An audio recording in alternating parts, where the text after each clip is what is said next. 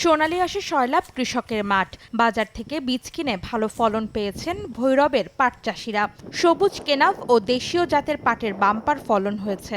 বাজার দরও ভালো পেয়ে খুশি কৃষকরা। এনালের বীজটা আনছি 300 টাকা কেজি কিনে আনছি।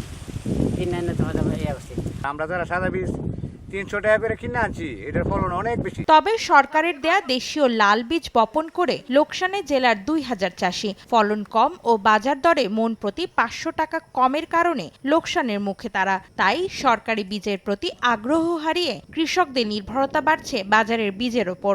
সরকারি বীজ লাগাই দেখছি, মানে লাল ধরনের বেশি উৎস না।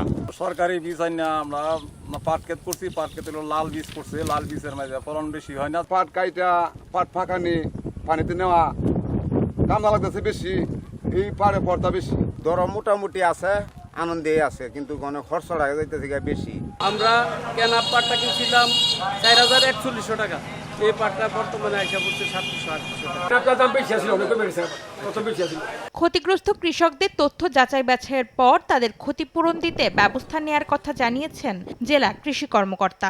আমাদের কৃষকরা যে পরিমাণ ক্ষতির সম্মুখীন হয়েছে সম্পূর্ণ আসলে পূরণ করা সম্ভব না, বেশিরভাগ ক্ষতিটা পূরণ করার আর কি চেষ্টা করব। বর্তমানে পাটের পতন চলছে এবং আমরা এখন এবছর ফলন বেশ ভালো পেয়েছি। বাজার দরও ভালো, যার কারণে ভৈরবে পরবর্তী বছর আশা করছি যে ভৈরবে পাটের আবাদ আরো বৃদ্ধি পাবে। এবছর ভৈরবে 320 হেক্টর জমিতে পাটের আবাদ হয়েছে।